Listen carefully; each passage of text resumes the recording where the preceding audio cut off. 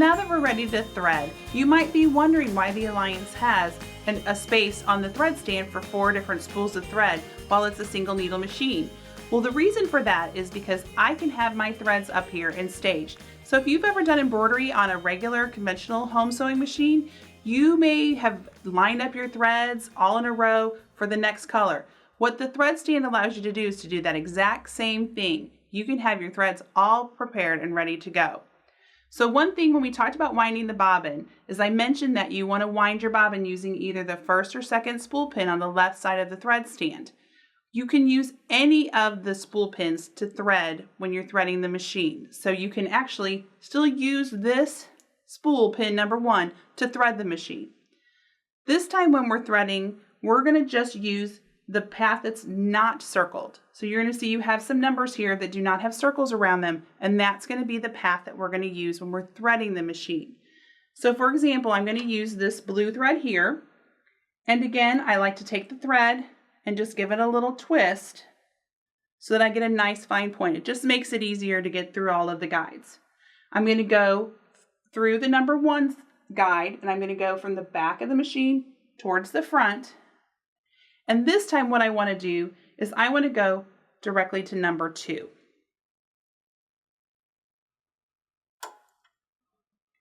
Once I get through number 2, I'm then going to go underneath this pre-tension dial right here. I'm following the marked path. I'll go around the tension dial here. And when you're looking at the tension dial, and we'll talk about tension and on the bobbin case and everything a little bit later, but when you're looking at the tension on the upper thread, you want to look at the side and see around 2.5 to 3 lines on the dial. So if you kind of look at the side, you can see about 2.5 to 3 lines. And again, you would adjust it depending on how your thread is stitching.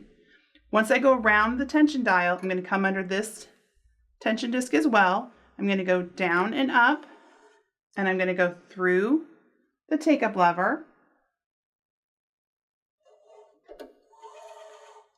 And then number 6 right here is going to be another hole for me to go through. And I've gathered quite a bit of thread, so I love that there's a thread cutter right there so I can just cut off some of that excess thread. Remember at the beginning of the class when we went through all of the accessories that come with the Alliance? One of the things that you're going to need is this threading tool. So once I've gone through the number 6 on the threading path, there is a guide right up here above the needle. This helps you to get your thread up underneath the guide. I'm going to take my thread and I'm going to just hold it in the center where it's got that forked tongue. And I'm going to take my thread and lift it up so that it catches under the guide right above the needle. Once I have it placed under there, I'm going to come over to the machine, and on my LCD screen I'm going to touch the needle threader, and you're going to see that there's going to be some prongs that are going to come out that are going to go right around the needle. So I'm going to take my thread and I'm going to have those go underneath those prongs, and then there's a guide on the left side of my needle. I want it to catch underneath that guide.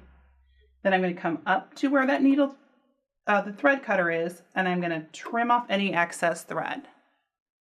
Now, all I need to do is press my needle threading button again, and now my machine is threaded. Okay, so that was super easy to just thread one needle. So you may be looking at this thread stand and thinking, okay, what are these white pieces up here? What do they do? How am I going to put my next thread color on? What's really nice is, like we talked about earlier, if I had all of my threads lined up, ready to go, I could actually have the same thing done here on the Alliance. If I was doing it on a commercial machine, I just have them all lined up. On the Alliance, I can take my threads and I can start the threading path. So I can twist my thread. Again, I just like to do that because it makes it easier for me. I can thread through the first guide. And if I'm, stitching green second, what I can do is on this white guide here on the thread antenna, there's a marked path. And I can take my thread, follow that marked path, and then right here is a thread trimmer or thread cutter. So if I put my thread behind that and just give it a little tug, it's now securing my thread for the next color of my design, and it's holding it up and out of the way, so it's not going to get in the way. When I'm ready to stitch my next color, It's very easy to transition from one color to the next. So once we're done with the blue and we want to change to our green thread, what I can do is follow that same path, but this time for the blue thread. And I'm just going to take it, follow that path, use that thread cutter, and now I've got the end of my finished color of thread. If I take the green thread that I've got staged, hold those two straight together, just tie a little knot. Now all I have to do is take my thread out. I'm going to pinch it right above the needle, and I'm just going to pull my thread through. So now see how I've got my green thread? Simple and easy. I'm going to just rethread the needle like I did earlier.